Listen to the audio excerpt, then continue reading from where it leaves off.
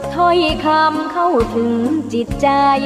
ฟังรายการวิทยุเสียงใสส่งถึงใจไปสู่ปลายนาสารธรรมน้อมนำมองพระศาสดาบอกผู้คน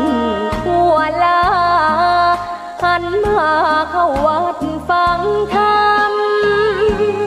คลื่นเสียงนี้เป็นคลื่นธรรมะจากใจส่งถึงบ้านไกลบ้านไกลฟังได้สุขใจล้ำยามดึกดื่นค่ำคืนมีงานต้องทำเป็นคลื่นสารธรรมเน้นย้ำธรรมะเพื่อนใจเสียงคลื่นธรรมบอกหลักธรรมให้คลายความเหงาฟังเสียงธรรมะเบาเบาบอกเล่าถึงคนบ้านไกลสื่อธรรมะ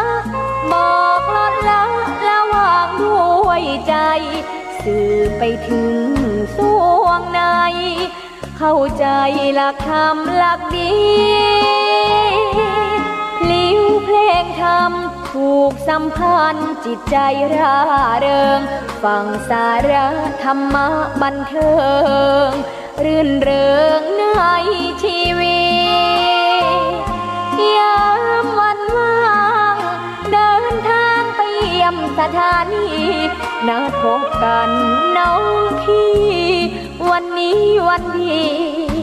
วันเสาร์สวดมนต์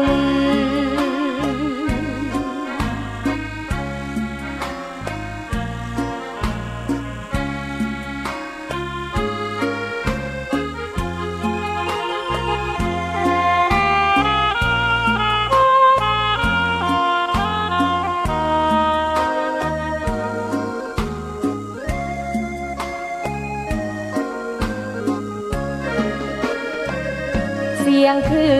นธรรมบอกหลักธรรมให้คลายความเหงาฟังเสียงธรรมะเบาเบาบอกเล่าถึงคนบ้านไกลสื่อธรรมะบอกลดละระหว่างด้วยใจ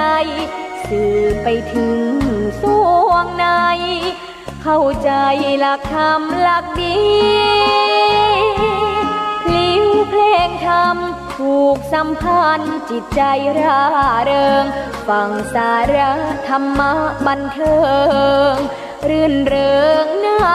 ชีวิตยามวันว่างเดินทางไปเยี่ยมสถานีนัดพบกันน้องพี่วันนี้วันดีวันเสาร์สวดมนต์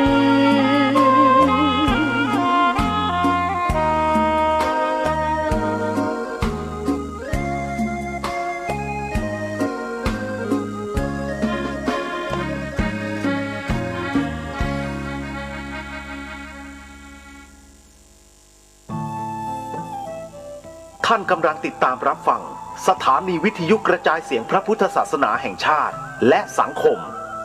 คลื่นเพื่อการศึกษาพระพุทธศาสนาและวัฒนธรรมระบบ FM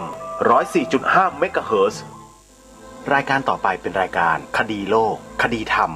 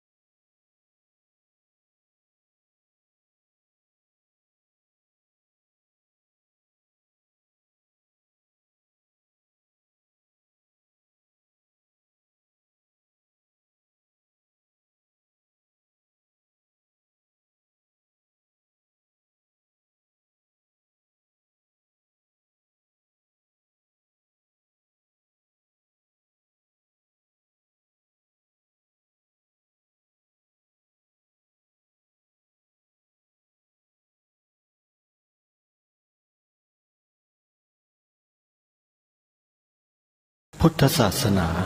เป็นศาสนาสำหรับชาติเราศาสนาในสมัยนี้เป็นของที่แยกจากชาติไม่ได้เป็นความจำเป็นที่เราทั้งหลายผู้เป็นไทยจะต้องมั่นคงอยู่ในศาสนาพระพุทธซึ่งเป็นศาสนาสำหรับชาติเราพระพุทธศาสนาก็ดีหรือศาสนาใดก็ดีที่ตั้งมั่นอยู่ได้ก็ด้วยความมั่นคงของผู้เลื่อมใสตั้งใจที่จะรักษาและข้าพเจ้าพูดทั้งนี้ก็เพื่อชักชวนท่านทั้งหลายอย่างเป็นเพื่อนไทยและเพื่อนพุทธศาสนิกชนด้วยกันทั้งนั้นเพื่อความมั่นคงแห่งพระพุทธศาสนาข้าพเจ้ารู้สึกว่าได้ทำหน้าที่สมควรแก่อุปถัมภ์พระพุทธศาสนาเราจะตั้งใจรักษาศาสนาของเราด้วยชีวิตและถ้าท่านตั้งใจจะช่วยข้าพเจ้าในกิจอันใหญ่นี้แล้วก็จะเป็นที่พอใจข้าพเจ้าเป็นอันมากเพราะฉะนั้นเป็นหน้าที่ของเราทั้งหลายที่จะช่วยกันบำรุงรักษาพระพุทธศาสนาอย่าให้เสื่อมสูญไปการที่จะบำรุงพระพุทธศาสนาเราต้องรู้สึกก่อนว่าหลักของพระพุทธศาสนาคืออะไรเราจะถือว่าเราเป็นไทยด้วยกันหมดเราจะต้องรักษาความเป็นไทยของเราให้ยั่งยืนเราจะต้องรักษาพระพุทธศาสนาให้ถาวรวัฒนาการอย่างที่เป็นมาแล้วหลายชั่วโคตรของเราทั้งหลายพระบรมราโชวาทของพระบาทสมเด็จพระมงกุฎเกล้าเจ้าอยู่หัวรัชกาลที่ 6พระบรมราโชวาทก็ดีพระราชนิพนธ์ก็ดีหรือพระบรมราชโองการของพระมหากษัตริย์ถือเป็นบทบัญญัติแห่งกฎหมายทั้งหมดทั้งสิ้นการบัญญัติให้พระพุทธศาสนาเป็นศาสนาประจำชาติไทยไว้ในรัฐธรรมนูญจึงเป็นสิ่งที่ถูกต้องทั้งกฎหมายและทางโบราณราชประเพณีการบัญญัติให้พระพุทธศาสนาเป็นศาสนาประจำชาติไทยไว้ในรัฐธรรมนูญย่อมเป็นหลักค้ำประกันให้กับประชาชนคนไทยว่าตนได้ปฏิบัติตามกฎหมายอย่างแท้จริงการบัญญัติให้พระพุทธศาสนาเป็นศาสนาประจำชาติไทยไว้ในรัฐธรรมนูญมิได้เป็นการลิดรอนสิทธิเสรีภาพของผู้ใดแต่เป็นการยืนยันความจริงตามกฎหมายและประวัติศาสตร์ชาติไทยการบัญญัติให้พระพุทธศาสนาเป็นศาสนาประจำชาติไทยไว้ในรัฐธรรมนูญจะทำให้พระพุทธศาสนาได้รับการอุปถัมภ์และคุ้มครองจากรัฐดุจเดียวกันกับที่องค์พระมหากษัตริย์ทรงกระทำมาการบัญญัติให้พระพุทธศาสนาเป็นศาสนาประจำชาติไทยไว้ในรัฐธรรมนูญจะป้องกันพระพุทธศาสนาไม่ให้ถูกลัทธินิกายนอกศาสนากระทำการใดๆได้ด้วยอุบายต่างๆนานาการบัญญัติให้พระพุทธศาสนาเป็นศาสนาประจำชาติไทยไว้ในรัฐธรรมนูญจะทำให้สังคมไทยมีแต่ความสุขร่มเย็นเป็นธรรมทั้งต่อคนศาสนาอื่นและคนสัญชาติอื่นได้อย่างแท้จริงแต่ถ้าไม่บัญญัติให้พระพุทธศาสนาเป็นศาสนาประจำชาติไทยไว้ในรัฐธรรมนูญในอนาคตประเทศไทยจะต้องตกอยู่ในสถานะเดียวกันกับพื้นที่3 จังหวัดชายแดนภาคใต้อย่างแน่นอน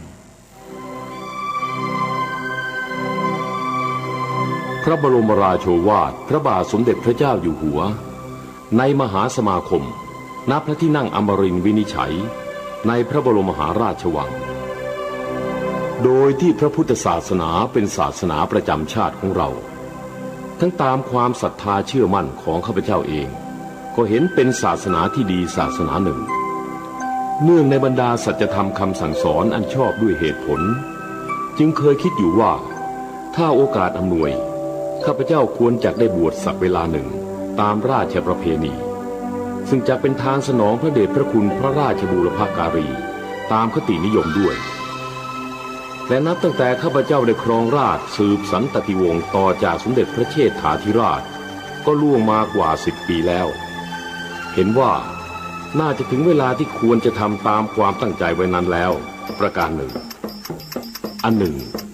การที่องค์สมเด็จพระสังฆราชหายประชวรมาได้ในคราวประชวรครั้งหลังนี้ก่อให้เกิดความปีติยินดีแก่ข้าพเจ้ายิ่งนักได้มาคำนึงว่าถ้าในการอุปสมบทของข้าพเจ้าได้มีองค์สมเด็จพระสังฆราชเป็นพระอุปชาแล้วก็จะเป็นการแสดงออกซึ่งความศรัทธาเคารพในพระองค์ท่านของข้าพเจ้าได้อย่างเหมาะสมอีกประการหนึ่งจึงได้ตกลงใจที่จะบรรพชาอุปสมบทในวันที่ 22 เดือนนี้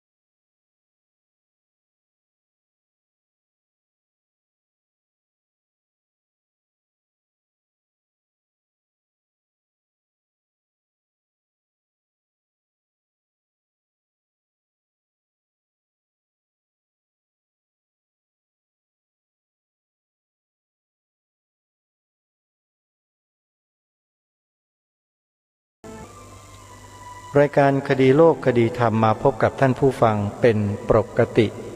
ทุกวันจันทร์ถึงวันศุกร์และวันเสาร์อาทิตย์ทางสถานีวิทยุแห่งนี้ท่านผู้ฟังสามารถติดตามรับฟังรายการนี้อย่างไม่พลาดโอกาสได้โดยการดาวน์โหลดแอปพลิเคชันไว้ในโทรศัพท์มือถือแอปพลิเคชันนั้นมีชื่อว่าสมาพันธ์สื่อวิทยุพระพุทธศาสนาอาเซียน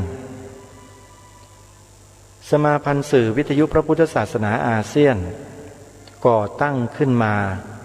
ด้วยความร่วมมือกันของสถานีวิทยุพระพุทธศาสนาแห่งชาติหลายคลื่นในจำนวนหลายคลื่นดังกล่าวนั้นมารวมลงไว้ในแอปพลิเคชันเดียวกันนี้ออกอากาศตลอด24ชั่วโมงมีสาระธรรมะปฏิบัติดีๆมากมายหลายประการให้ท่านสาธุชนเลือกรับฟังได้โดยสะดวกรายการคดีโลกคดีธรรมรายการนี้ก็ออกอากาศผ่านแอปพลิเคชันนี้ทางสถานีวิทยุต่างๆด้วยท่านสาธุชนสามารถดาวน์โหลดได้ใครที่มีโทรศัพท์มือถือสมาร์ทโฟนระบบ Android และระบบ iOS ดาวน์โหลดได้ทันทีนี่คือนวัตกรรมใหม่ของการเผยแผ่พระพุทธศาสนาในโลกยุคปัจจุบันพระภิกษุสงฆ์ในพระพุทธศาสนาในเมืองไทยของเรานั้นเราไม่ได้วิ่งตามเทคโนโลยี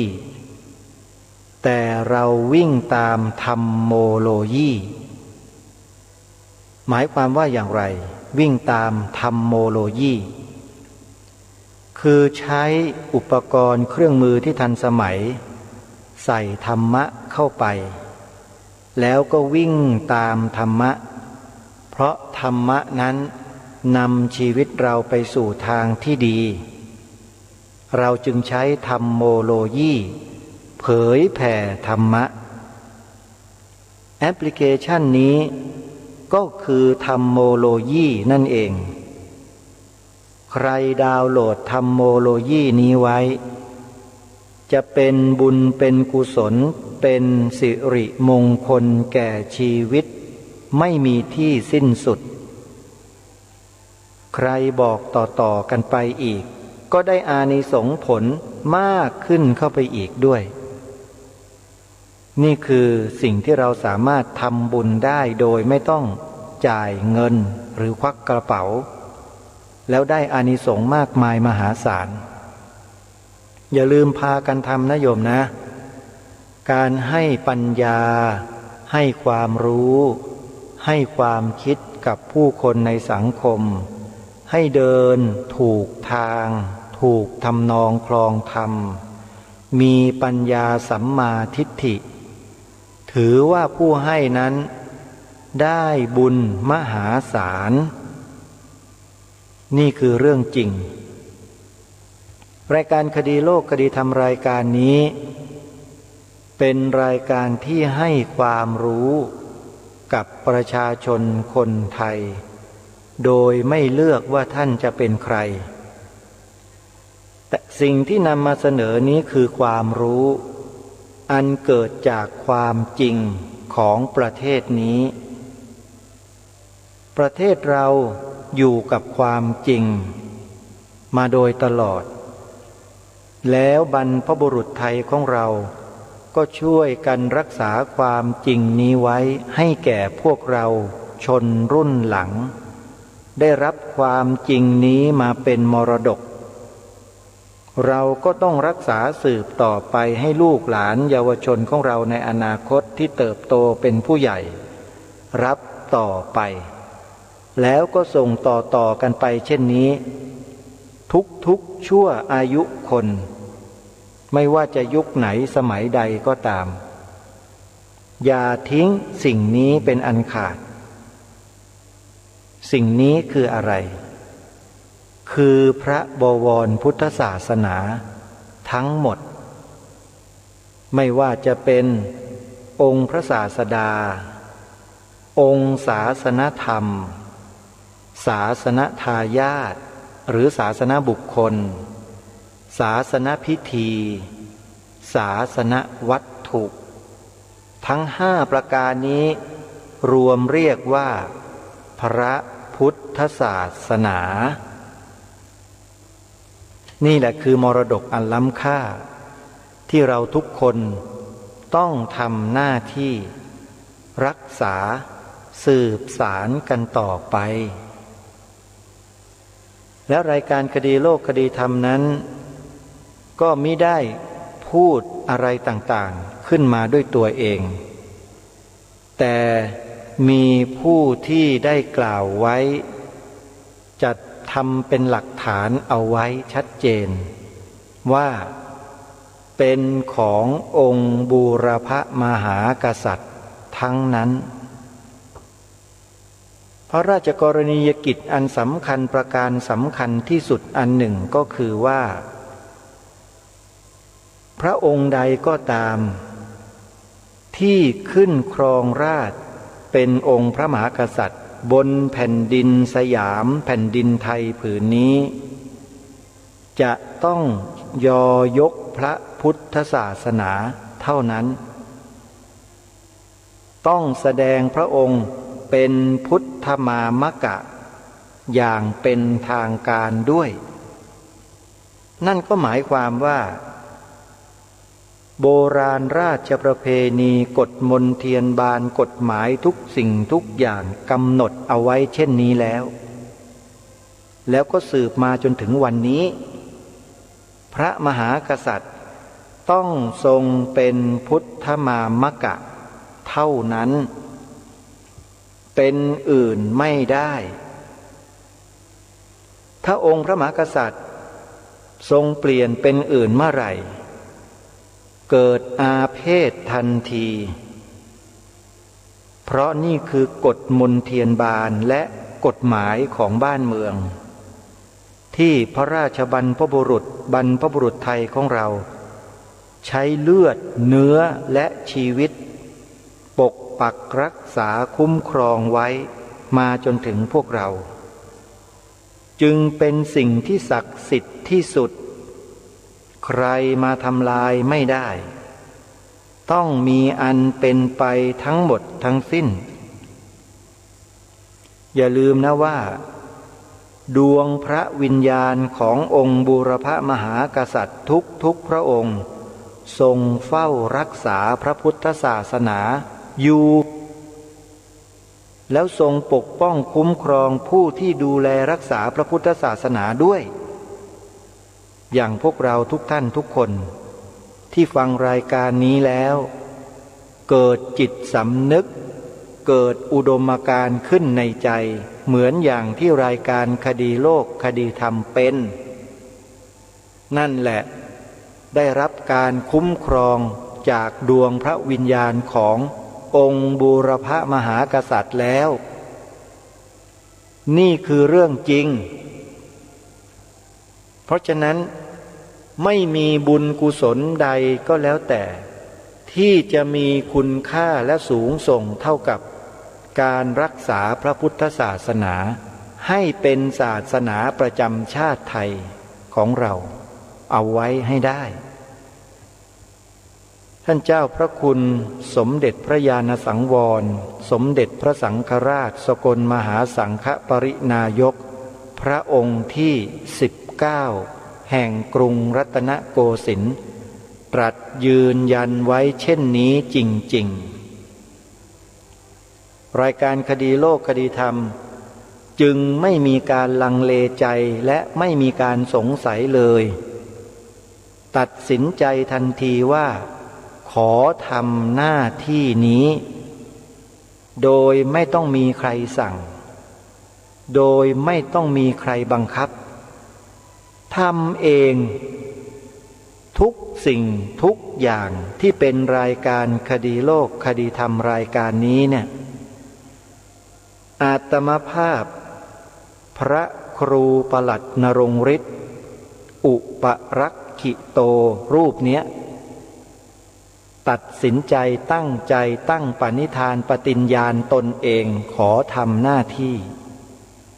ในลักษณะนี้แล้วก็ประกาศให้โลกรู้โดยทั่วไปแล้วว่า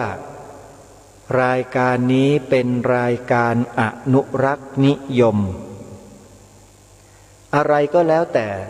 ที่เป็นมรดกตกทอดมาจากบรรพบุรุษแล้วรายการนี้มีหน้าที่รักษาไว้ให้แก่ลูกหลานเยาวชนรุ่นหลังได้รับต่อไปแล้วช่วยกันรักษาสืบต่อไปใครจะคิดจะพูดอย่างไรรายการนี้ฟังแล้วเก็บไว้จะตำหนิก็ดีจะชมก็ดีจะยกย่องก็ดีจะเหยียบย่ำทำลายก็ดีทุกสิ่งทุกอย่างขอเก็บไว้ในใจทั้งหมดโดยไม่ให้มาเป็นอุปสรรคและเครื่องขัดขวางในการทำหน้าที่ตรงนี้เพราะชีวิตนี้เชื่อมั่นแล้วว่าไม่มีบุญกุศลใดที่ยิ่งใหญ่แล้วสูงส่งเท่ากับการปกป้องรักษาพระพุทธศาสนาให้เป็นศาสนาประจำชาติไทยอีกแล้วเพราะนี่คือความมั่นคงสมดังพระราชดำรัสในบทพระราชนิพนธ์เทศนาเสือป่าขององค์พระบาทสมเด็จพระมงกุฎเกล้าเจ้าอยู่หัวรัชกาลที่6ตรัสไว้ทุกประการความตอนหนึ่งพระองค์ตรัสว่าต้องเข้าใจพุทธศาสนาในเวลานี้ไม่มีแห่งใดในโลกที่จะถือจริงรู้จริงเท่าในเมืองไทยเราเมืองไทยเราเปรียบเหมือนป้อมอันใหญ่ซึ่งเป็นแนวที่สุดของพระพุทธศาสนาแนวที่หนึ่งแนวที่สองร่อยหรอเต็มทีแล้วยังแต่แนวที่สามและแนวที่สุดคือเมืองไทยเราทั้งหลายเป็นผู้รักษาแนวนี้ถ้าเราไม่ตั้งใจรักษาจริงๆแล้วถ้ามีอันตรายอย่างใดมาถึงพระพุทธศาสนา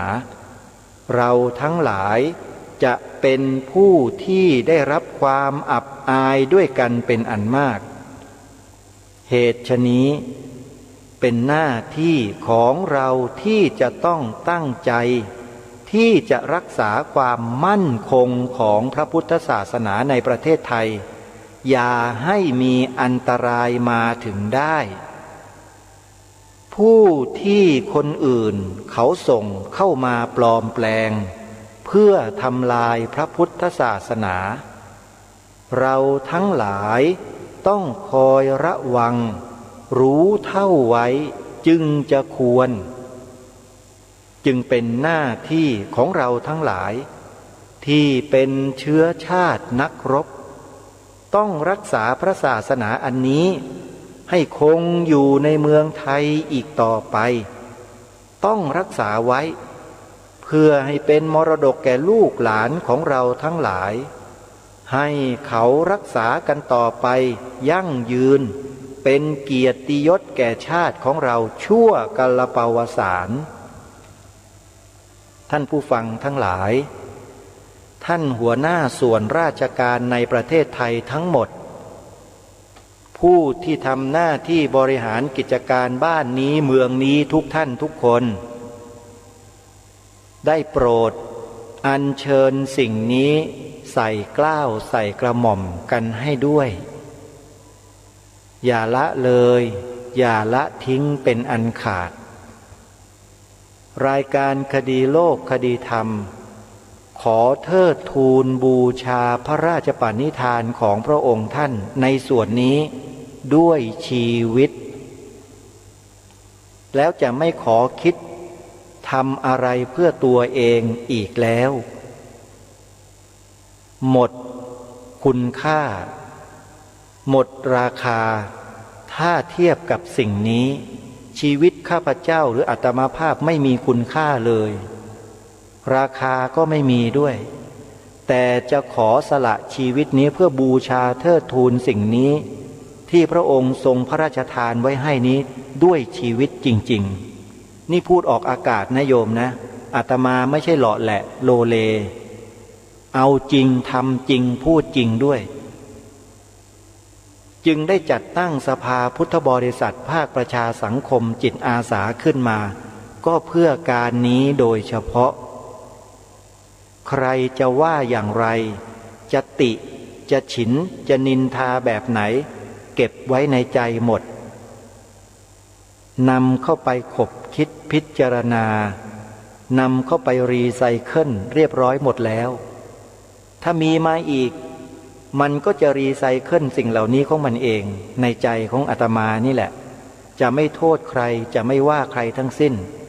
เพราะชีวิตนี้ประจักษ์แจ้งชัดเจนแล้วว่าองค์บูรพมหากษัตริยาธิราชเจ้า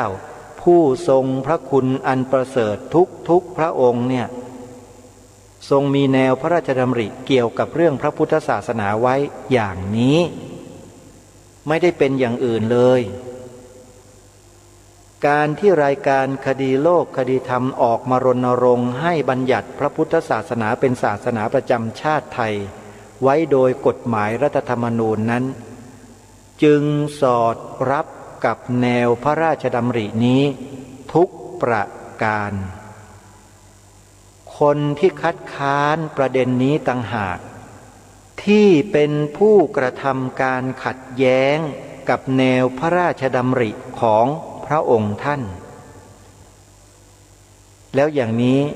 ท่านผู้ฟังคิดว่าท่านผู้ฟังจะยืนอยู่ข้างไหนระหว่างข้างที่สนับสนุนให้ประเทศไทยบัญญัติศาสนาพุทธเป็นศาสนาประจำชาติไว้ในรัฐธรรมนูญกับอีกฝ่ายหนึ่ง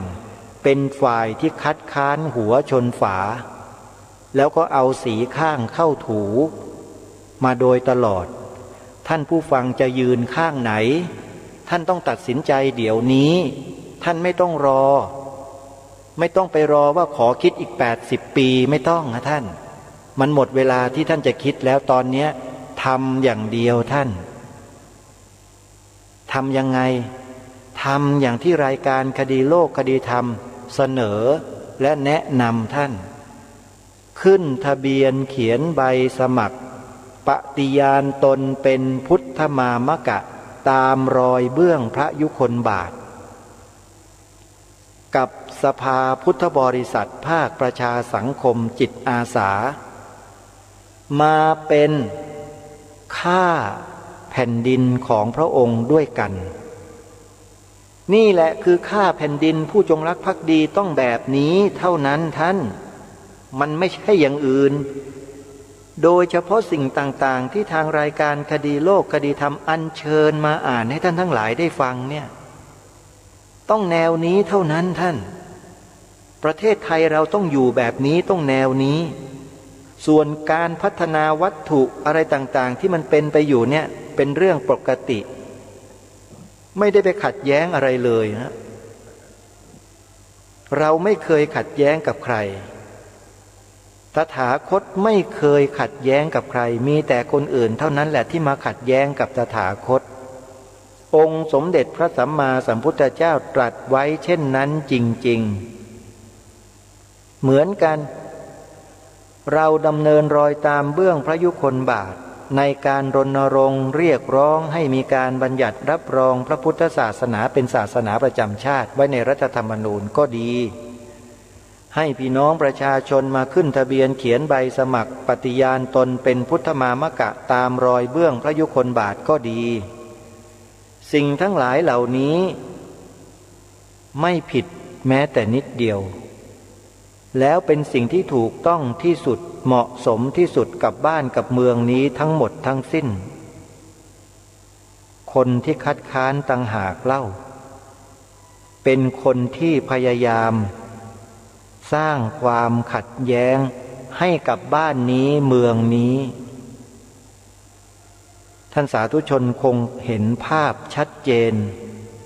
ถ้าติดตามรับฟังรายการนี้รายการคดีโลกคดีธรรมขอย้ำกับทุกท่านว่าสิ่งที่ทางรายการทำอยู่ทุกวันนี้เนี่ย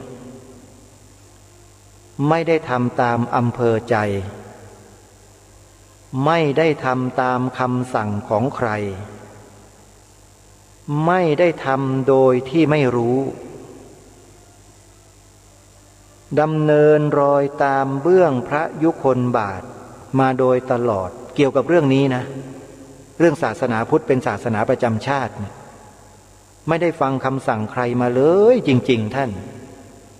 แม้แต่จะมีคำสั่งจากใครที่ไหนเป็นข่าวเป็นคราวมาจนกระทั่งเงียบกันทั้งบ้านทั้งเมืองก็ตาม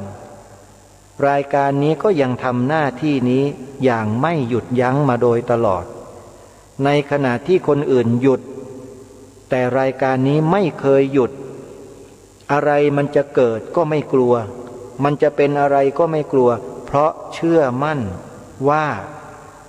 ดวงพระวิญญาณขององค์บูรพมหากษัตริย์ทุกพระองค์ทรงคุ้มครองปกเกล้าปกกระหม่อมอยู่ข้างบนทรงเล็งเห็นด้วยข่ายพระญาณของพระองค์ถึงการทำการพูดการคิดของรายการคดีโลกคดีธรรมตลอดมามีความเชื่อมั่นถึงขนาดนั้นนี่คือรายการคดีโลกคดีธรรมอุดมการณ์เนี่ยสำคัญที่สุดอุดมการณ์นั้นถึงแม้ว่ามันจะกินไม่ได้เหมือนข้าวปลาอาหารท่านสาธุชนนะแต่มันคืออาหารที่สำคัญที่สุดที่คนในปัจจุบันนี้หรือคนในอดีตไม่เข้าใจก็เยอะคนบางคนบอกว่าอุดมการณ์มันกินไม่ได้แล้วก็ละเลิกทิ้งอุดมการณ์ชาติตัวเองไปหมดเสียสิ้นก็มีเยอะแยะแต่นั่นไม่ใช่อุปสรรคแล้วก็ไม่ใช่ปัญหาด้วยปัญหามันอยู่ที่ว่าคนที่มีอุดมการณ์ชาติในลักษณะเช่นนี้เนี่ยยังมีอยู่ในสังคมไทยเราเนี่ยอาตมาภาพเชื่อมั่นว่ายังมีอยู่เยอะมากปัญหามันก็อยู่ที่ว่าท่านทั้งหลายที่มีอุดมการณ์ทั้งหลายที่ฟังรายการอยู่เนี่ยทำไมไม่แสดงตัวออกมาเสียทีล่ะแสดงตัวยังไงขึ้นทะเบียนเขียนใบสมัครประกาศตนเป็นพุทธมามกะเข้าร่วมเป็นสมาชิกสภาพุทธบริษัทภาคประชาสังคมจิตอาสานี้ไงเล่านี่แหละคือการแสดงตัวจะไปอยู่กันนิ่งๆเฉยๆนิ่งๆเข้าเรียบร้อยท่าน พวกเดียรถีมันยึดบ้านยึดเมืองเราเกลี้ยงหมดเลยถ้าเรายังปล่อยอย่างนี้กันอยู่การรวมตัวกันเป็นภาคประชาสังคมนี่แหละคือทางออกที่ดีที่สุดท่านอย่าไปหวังพึ่งในระบบพูดอย่างนี้คงเข้าใจดีนะข้าราชการทั้งหลายที่เป็นน้ำดีท่านอย่าไปหวังพึ่งในระบบบอกได้แค่นี้จริงๆฮะอย่าให้พูดเหตุผลนะพูดไม่ได้บอกได้แต่เพียงว่าอย่าไปหวังพึ่งในระบบมันพึ่งไม่ได้เพราะเราพยายามพึ่งมานานแล้วไม่เคยได้สักครั้งหนึ่งเลยล้มเหลวไม่เป็นท่าหมดเลยโดยเฉพาะประเด็นที่เกี่ยวกับศาสนาพุทธเป็นศาสนาประจำชาติบัญญัติไว้ในกฎหมายรัฐธรรมนูญเนี่ยในระบบช่วยไม่ได้เลยแม้แต่นิดเดียวแล้วจะไปหวังพึ่งทำไมนี่ประชาชนของแท้เป็นเจ้าของแท้ๆเลยของบ้านของเมืองพวกเราทั้งหลายเนี่ยเราต้องช่วยกันเองแล้วเราจะเป็นใหญ่ในบ้านเมืองเกี่ยวกับกรณีนี้เราไม่ยุ่งอย่างอื่นนะไม่ยุ่งเกี่ยวอย่างอื่นนะเรายุ่งอย่างเดียวคือเรื่องศาสนาเราจะเป็นใหญ่ในเรื่องศาสนาของเราแล้วเมื่อศาสนาของเราเป็นใหญ่แล้วมีอิทธิพลมีศักดิ์ศรีมีเกียรติในบ้านเมืองนี้แล้วเนี่ยศาสนาพุทธของเราจะเผื่อแผ่ให้กับพี่น้องต่างศาสนาได้เยอะแยะมากมายเต็มไปหมดเลยฮะแล้วเขาจะมีความสุขมากมายมหาศาลเลยนี่คือเรื่องจริงท่านคิดว่าศาสนาพุทธเมื่อมาเป็นใหญ่ในบ้านเมืองนี้แล้วจะไปทำลายพี่น้องต่างศาสนางั้นหรือใครคิดเช่นนี้ก็บ้าแล้วล่ะไม่บ้าก็เพี้ยนแล้วไม่ว่าคุณจะเป็นใหญ่เป็นโตมาจากที่ไหนถ้าคุณพูดว่าการบัญญัติรับรองให้ศาสนาพุทธเป็นศาสนาประจำชาติไทยไว้ในกฎหมายรัฐธรรมนูญแล้วจะทำให้พี่น้องต่างศาสนาเดือดร้อนเนี่ยคนที่พูดแบบนี้เนี่ยแหละไปกินยาไม่เขย่าขวดหรือไม่ได้กินข้าวมาหลายวันหิวหน้ามืดแล้วก็เลยพูดออกมาไร้สาระคนที่พูดแบบนี้ไร้สาระแต่คนไทยจำนวนไม่น้อยก็หลงเชื่อก็แปลกดีเหมือนกันที่หลงเชื่อนั่นน่ะรู้นะว่าเป็นเพราะอะไรเพราะไม่เคยศึกษาประวัติศาสตร์ชาติของตัวเองอย่างเข้มข้นเข้มแข็งมาก่อนก็เลยไม่รู้กรรมพืชของตัวเองของบรรพบุรุษของตัวเองว่าเป็นมายังไงและศาสนาพุทธเนี่ยคืออะไรมีความสำคัญเพียงใดแค่ไหนอย่างไรทำไมคุณไม่เคยศึกษาแล้วก็ไม่เคยรู้เหตุผลสิ่งนี้เลยคุณจึงได้คล้อยตามพวกที่มันคัดค้านตะพึดตะพือเหล่านั้นไปคุณค่าแท้ของพวกคุณไม่มีเลยมีแต่คุณค่าเทียมทั้งหมดบรรพบุรุษไทยของเรานี่แหละเป็นผู้สร้างคุณค่าแท้เอาไว้ให้กับพวกเราคนไทยทั้งหลายทั้งปวงแล้วคุณค่าแท้ก็อยู่ตรงที่รายการคดีโลกคดีธรรมอัญเชิญมาทั้งหมดนี่แหละคือคุณค่าแท้ของประเทศคือพระบวรพุทธศาสนาไม่ใช่ศาสนาอื่นคนที่ถือศาสนาอื่นมาแต่อื่นก็ดีอยู่ในเมืองนี้ก็ดีจะโทมนัสน้อยใจด้วยริษยาแก่พระพุทธศาสนาเพราะบูชาอันนี้ไม่ได้ด้วยไม่ใช่เมืองของศาสนาตัวเลยถ้าโทมนัสก็ชื่อว่าโลภล่วงเกินไปอย่าทำตัวเป็นคนโลภล่วงเกินไปเลยนะพี่น้องต่างศาสนาที่รักให้อยู่แบบเงียบๆทำหน้าที่ของตนเองไปให้ดีให้ถูกต้องให้เหมาะสมอยู่ให้สบายนะอยู่ให้สบายใครที่แกว่งเท้าหาเสี้ยนอยู่ในขณะเนี้ยถ้ายังแกว่งต่อไปเนี่ยไม่ใช่เสี้ยนตำอย่างเดียวนะจะบอกให้เผลอๆโดนสับขาทิ้งขาดเลยนะอนาคตข้างหน้าน่ะเพราะฉะนั้นหยุดแกว่งเท้าหาเสี้ยนได้แล้วอย่ามารุกรานศาสนาพุทธของข้าพเจ้าให้มากนักเลยรู้จักฐานะของตัวเองบ้าง คุณฉลาดคุณเก่งคุณมีกลวิธีคุณวางแผนที่แยบยลมาก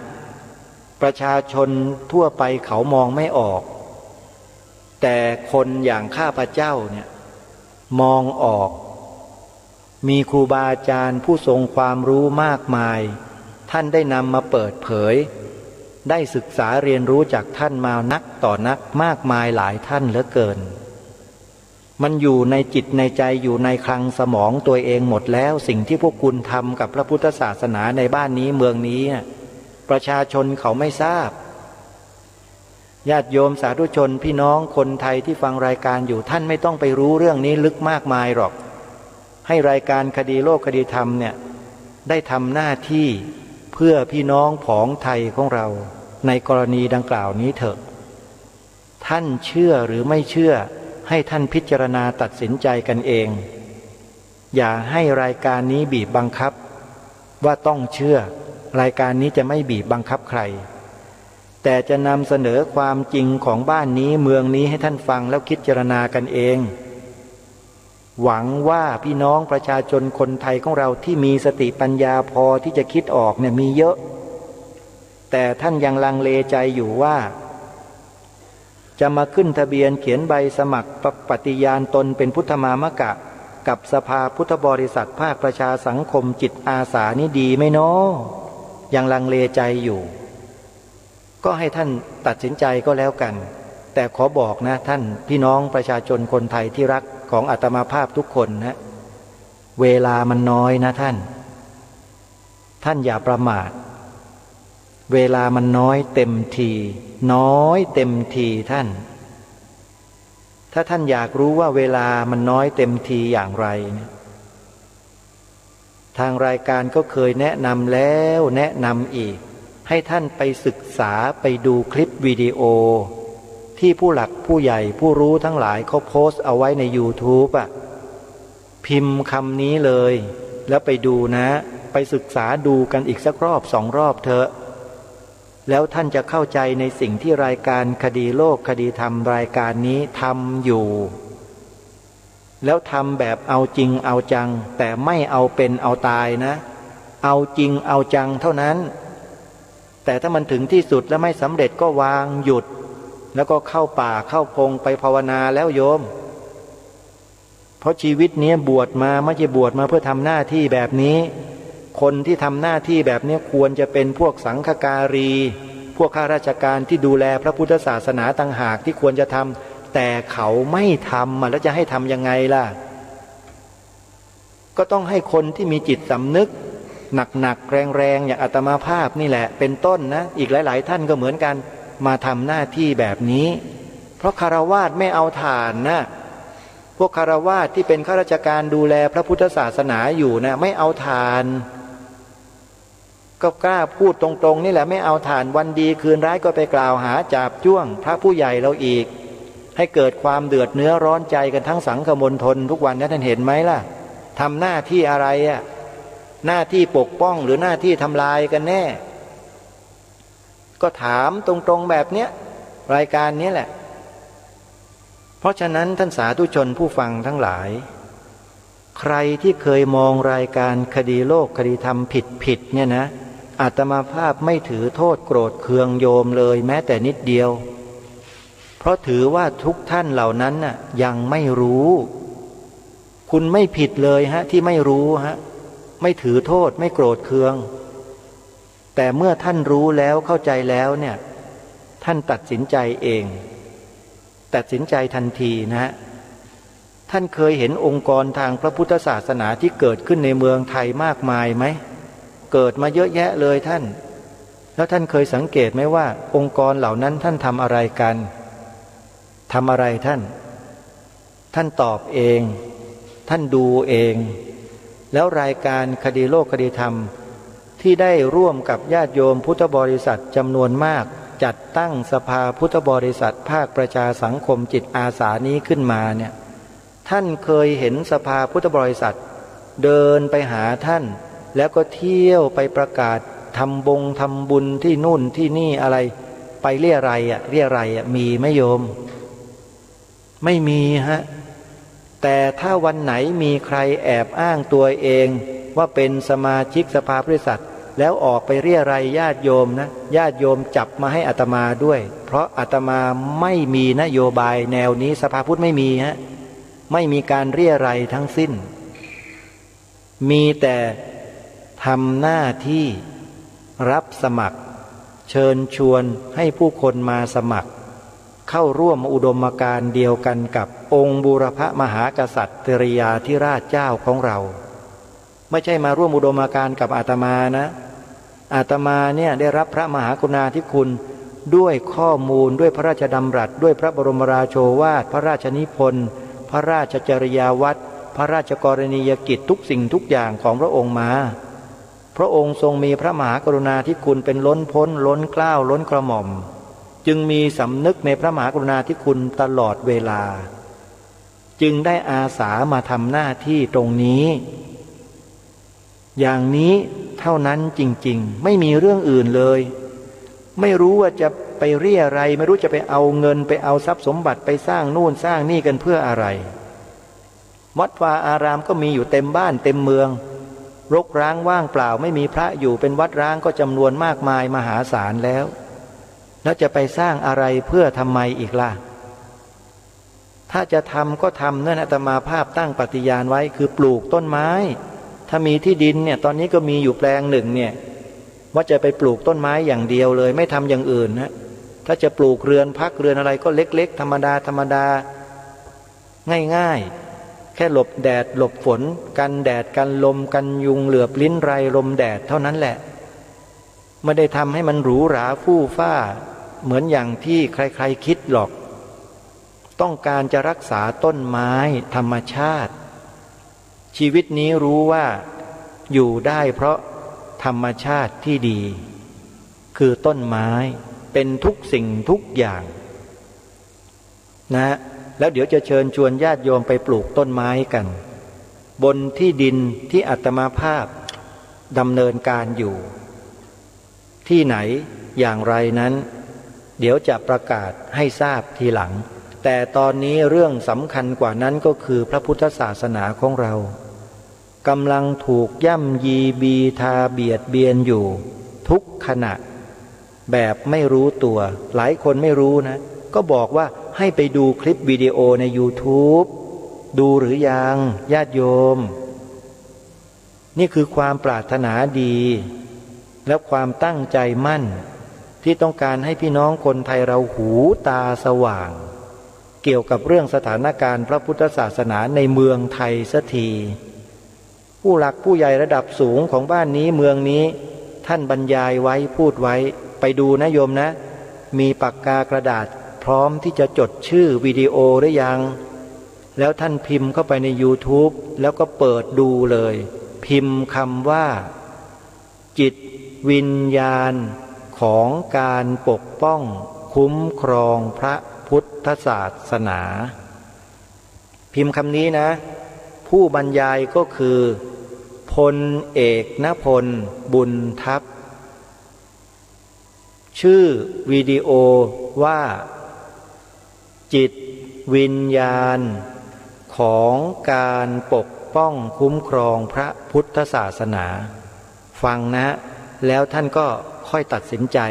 แล้วท่านจะรู้อะไรอีกเยอะเลยฝากไว้ด้วยนะโยมนะเอาละวันนี้เวลาของรายการหมดลงแล้ววันพรุ่งนี้พบกันใหม่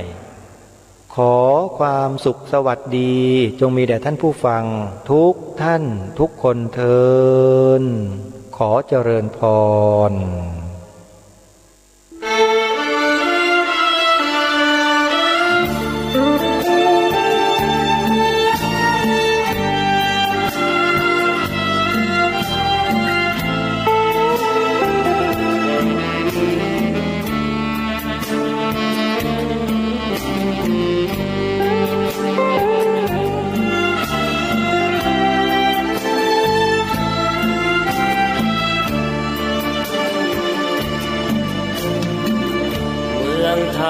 มีชาติพระศาสนา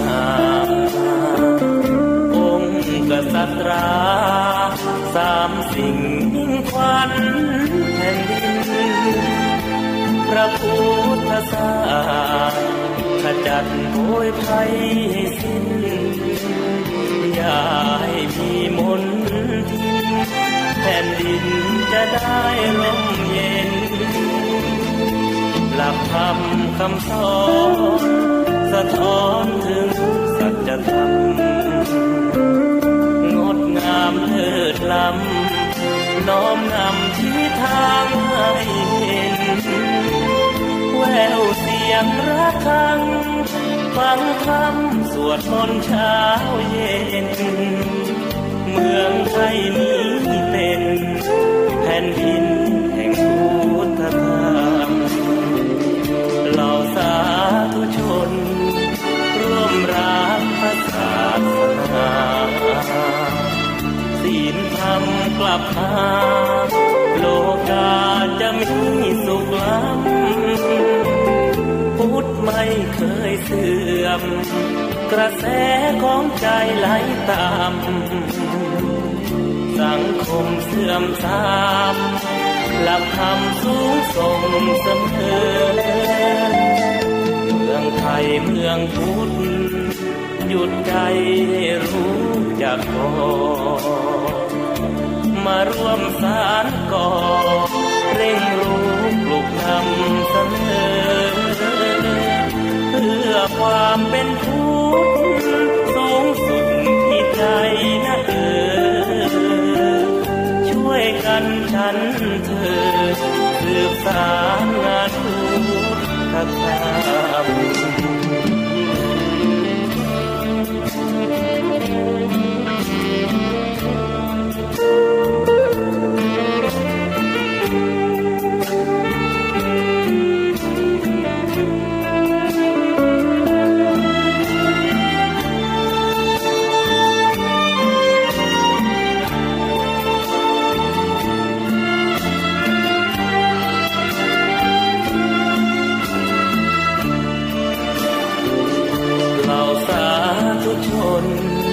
ร่วมรักพระศาสนาศีลธรรมกลับมาโลกาจะมีสุขล้ำพุทธไม่เคยเสื่อมกระแสของใจไหลตามสังคมเสื่อมทรามหลักธรรมสูงส่งเสมอเมืองไทยเมืองพุทธหยุดใจให้รู้จักพอมาร่วมสานก่อเร่งรู้ปลุกธรรมเสมอเพื่อความเป็นพุทธสูงสุดที่ใจนะช่วยกันฉันเธอสืบสานงานพุทธธรรม